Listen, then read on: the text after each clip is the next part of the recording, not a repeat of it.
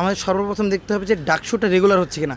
ডাকসুকে academic ক্যালেন্ডারে আনতে হবে যে ডাকসু প্রতি বছর হতে হবে, যেমন সেপ্টেম্বর 9 তারিখে আগামী বছর সেপ্টেম্বরের 9 তারিখ বা 9 তারিখের আগে যেন ডাকসুটা কমপ্লিট হয়। আমি মোহাম্মদ জুবাইদুল ইসলাম শিহাব, বর্তমানে ডাকসু কেন্দ্রীয় সদস্য পদে পদপ্রার্থী। আচ্ছা, ডাকসু সদস্য পদে প্রার্থিতা হওয়ার জন্য বা আমার যে চিন্তা সেটা ছিল যে শিক্ষার্থীদের সমস্যা বা আমার নিজের কিছু সমস্যা ফেস করা, তারপর গবেষণা বা জার্নাল রিলেটেড সমস্যা, মূলত শিক্ষার্থীদের সমস্যা বা আমার নিজের সমস্যা সমাধানে যে একটা ভয়েস, শিক্ষার্থীদের ভয়েস হওয়ার জন্য মেইনলি আমি সদস্যপদে প্রার্থিতা করছি। আচ্ছা, বর্তমানে যদি আমি বলি শিক্ষার্থীদের বিভিন্ন সমস্যা রয়েছে, আবাসন সমস্যা, খাদ্য সমস্যা। তবে বিশ্ববিদ্যালয়ের যে মূল উদ্দেশ্য রয়েছে যে শিক্ষা বা গবেষণা, আমি মনে করছি যে ঢাকা ভার্সিটি সেটি দিনে দিনে হারিয়ে যাচ্ছে।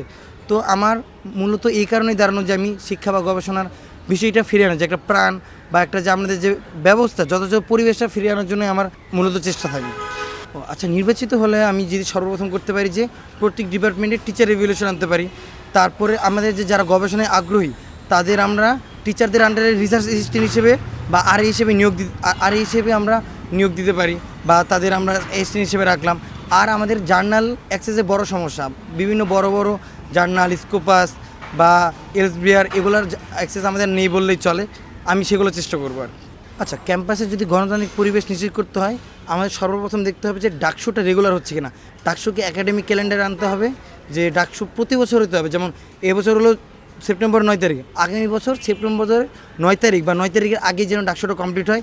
এটাই হবে সর্বপ্রথম গণতান্ত্রিক উপায়, যে সবার গণতন্ত্র একটা চর্চা থাকবে, সবাই যে তার নিজের ভোট বা নিজের আগ্রহ বা নিজের ক্যান্ডিডেট কে হবে তা প্রকাশ করার সুযোগ পাবে। ডাকসুতে হ্যাঁ, বড় দলের প্রভাব কিছু রয়েছে, কারণ স্বতন্ত্র আমরা যারা স্বতন্ত্র রয়েছে, আমাদের তো লোকবল নেই বা আমাদের সেরকম ফান্ডিংও নেই বা প্ল্যাটফর্মও নেই। বড় দলগুলোর ফান্ডিং থাকে, লোকবল থাকে, তাদের প্রচারণার একটা ব্যবস্থা থাকে। আমাদের একার পক্ষে তো 39,000 শিক্ষার্থীর পক্ষে প্রচারণা প্রায় অসম্ভবই বলতে গেলে, কিন্তু তাদের দেখেন যে অনেক পিআর টিম থাকে, তাদের ফান্ডিং করার মতো পিছনে মাদার পার্টি রয়েছে। তো সেই হিসেবে বলা যায় বড় দলের একটা প্রভাব রয়েছে। রিসেন্ট যদি বলি যে গত বছর 24-এর বন্যায় আমি ফেনী গিয়েছিলাম, সেখানে একটা সার্ভে করেছিলাম আমরা যে কোন বাড়ির কেমন অবস্থা বা বাড়ির কার কেমন ধরনের সহায়তা প্রয়োজন। সেই সার্ভেতে প্রায় আমি 3 থেকে 4 দিনের মতো ফেনীতে ছিলাম। নির্বাচিত হলে সর্বপ্রথম আমি যে কাজটি করব যে জিতুক বা না জিতুক, যে 217 জন প্রার্থী রয়েছে সদস্যপদে, তাদের নিয়ে আমি 1 দফায় বা 2 দফায় মিটিং করতে চাই যে সবার ইশতেহার কী ছিল, সবার স্বপ্নটা কী ছিল। সেই স্বপ্নের আদলে আমি আবার নতুন করে একটা কীভাবে কাজ করা যায় সবার সাথে পরামর্শ করে আমি কাজ করতে চাই। আর পরবর্তী 100 দিনে যে আমি যে সবার কাছ থেকে মিটিং করলাম, যে সবার পরামর্শ নিলাম, সেগুলো ধাপে ধাপে সাজাবো যে কীভাবে আমি আগাইতে পারি। আচ্ছা, নির্বাচিত না হলেও আমি এতদিন ধরে ক্যাম্পাসে রয়েছি, বিভিন্ন অ্যাক্টিভিজম, বিভিন্ন আন্দোলনে আমি সবসময় থেকেছি। সামনে যদি নির্বাচিত হই বা না হই, সবসময় আমি আমার সর্বদা চেষ্টা করে যাবো শিক্ষার্থীদের জন্য কাজ করতে।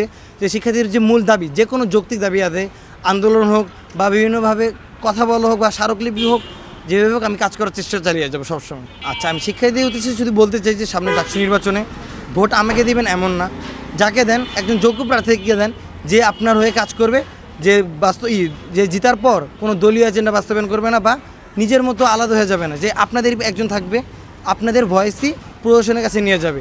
আমি শুধু এইটুকু বলবো যে আপনি একজন যোগ্য প্রার্থীকে দেন, দেখেন সে কে আগে কেমন কাজ করেছে, ভবিষ্যতে কী কাজ করবে।